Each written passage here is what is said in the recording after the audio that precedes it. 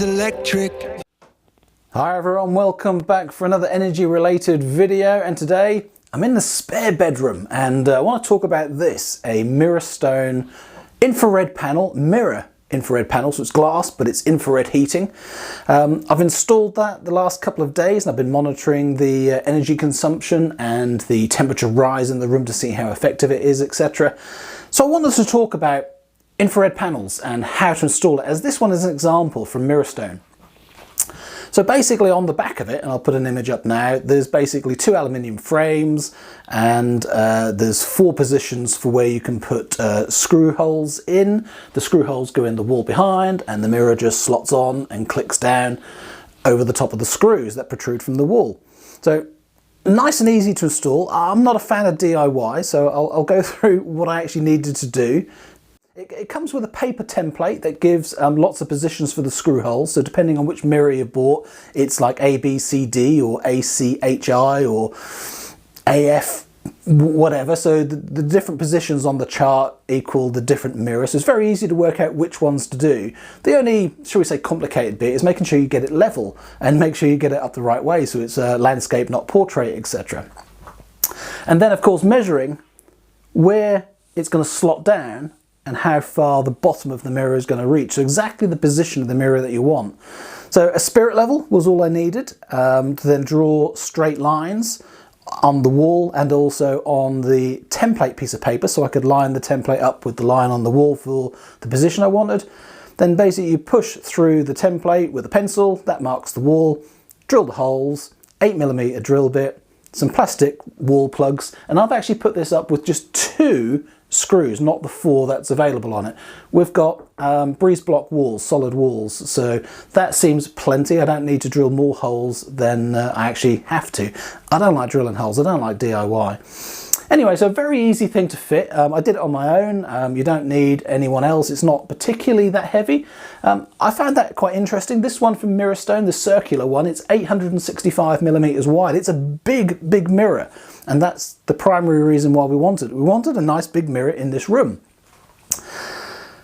But the square panels that I've installed before seemed heavier. This one seems more manageable to actually install. So the glass, the physical glass, must be just a little bit thinner than the one I've tested before. So all you basically have is, I don't know if you can see it just coming off the bottom here, there's the flex. So it's an electrical connection with a 3-pin plug on it, which goes behind this unit, and there's a plug on the wall, so it just plugs straight in. So DIY, really simple, and that's what I wanted. So for us, with our heating system in the house, we've got an air conditioning heat pump system for the majority of the house. This room that I'm in now, it's our spare bedroom for guests, doesn't have any heating, so the oil boiler is turned off. The radiator, which is over that side of the room, is off because it's not in use with the oil boiler anymore. The radiator eventually will come off. Or maybe I'll put another immersion into a different radiator onto the wall. I'm not quite sure exactly what to do for other heating in this room. Previously, we've used an oil-filled radiator, a portable radiator in the room, but they take up floor space. Those you can knock into. Those, if there's a dog in the room, can rub up against, and if they're too hot, it's not very nice. So an infrared panel on the wall doesn't take up any floor space. It's a mirror as well, so you don't really notice it as a heater. It's really effective as a heating device because it complements the room. This one is only a 300 watt panel though, so you've got to be realistic about what you can heat with 300 watts. We've got 300 watts in our downstairs cloakroom, which is a fraction of the size of this room, and that heats the room okay, not massively overpowered for the size of the room. So this one's not only going to be not overpowered, this one's going to dent the coldness in the room. It's going to take the coldness off the room, but it's not going to heat the room fully. 300 watts isn't enough, but that's not what I wanted. I wanted this to become part of a flexible heating system, so a more modular system. That's what I'm interested in, not just one big giant panel, one big heater to heat the room. A couple of heaters will do really well. So this one being a mirror gives us 300 watts of heating. That's really good. So on a day like today, there's a fair bit of sunshine outside. This room isn't cold, and this heater's been off since 5:30 in the morning. And what is it now? It's about 10:30, so we're 5 hours that it's been off, and the room's still not cold, it's still okay. So because of the sun that comes into the room, you don't need as much heat as you would into a room without the sunshine. So 300 watts anyway, I'm justifying myself on my decisions. 300 watts does a job that a 300 watt heater will do, but this bedroom, and I'll put the sizes up on the screen now, 300 watts isn't enough. My experience with the oil-filled radiators, I used to use one that was about 600-700 watts, and that would do the job. So 600 to 900 watts for a room this size is probably what you need. A 1 kilowatt heater will be absolutely loads. So a 300 watt heater probably needs to go with a 600 watt one. So on the other side of the room, probably what I'm going to do is have another infrared panel, but one with a scene on it, a picture. So we'll have a custom panel and have a 600 watt heater on the other side of the room.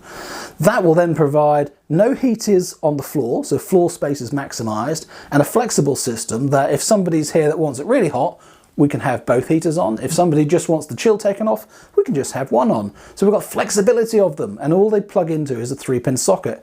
And basically we've got one over there, one in that corner, and one in that corner. So the room has plenty of plugs for that. So for me, that's my ultimate solution for this room, and this is one of the first steps to making the system here perfect. What I didn't want to do was just dive in with the first panel I saw and the right sort of size and just say job done. Now, that might suit you. That's not what I was after. The effectiveness though is quite surprising. You turn this on and within 15-20 minutes to touch, it's quite hot. The centre especially on this one rather than the outer edges. And the longer you leave it on, the hotter it gets. So the physical mirror gets hot, but also as it's infrared, the heat is coming out in infrared waves, so it's actually heating the infrastructure of the room. And I like the feeling of that heat rather than a radiator which gets dusty, and then there's a more humid feeling to radiated heat from wet water-filled radiators. The infrared seems drier and, I don't know, just a more comfortable feeling to it. So I quite like infrared heaters. The other thing is they're great talking points. The one we have in our cloakroom, the amount of people that use our cloakroom and they say, what is that glass panel on the wall? Because it's not a mirror, we've got a dark black glass panel in there, and they just can't work out what it is. And when we tell them it's infrared heating, it sounds like it's some, I don't know, some modern technology. I mean, infrared's been around for ages, but not many people have infrared heaters in the house yet. So this is sort of an old thing, but sort of a new thing as well.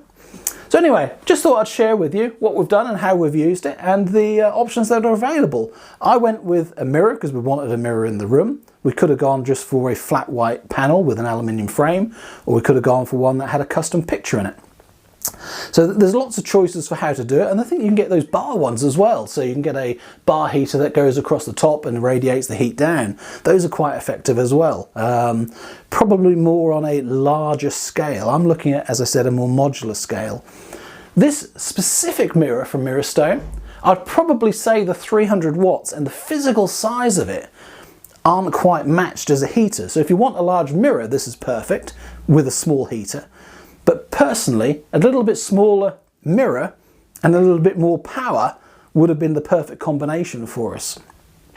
So it's a case of looking for one that suits your room size, suits your needs and what sort of heat you want. Anyway, I thought I'd just share this with you. It's a great little mirror heater, and it's another room that we can tick a box. We've got another installed heater. Like I said, I've probably just got one more infrared panel to put in this room, and then I won't have to use the oil-filled radiators at all. Yeah, and our guests will be nice and warm and comfortable for the winter. Hope you're getting on all right in the autumn. It's cold weather here in the UK now. Our heating system has been on continuously. So yeah, these sort of jobs, getting these installed, needs to be done now before the weather gets worse. Anyway, thanks for joining me. Thanks for watching. Hope you're interested in this sort of heating, electrical heating, so you can use your renewable energy and your cheap rate energy from Octopus Intelligent, Octopus Go, whatever tariff you might be on. Thanks for watching. Take care. See you again soon for more videos. Bye for now.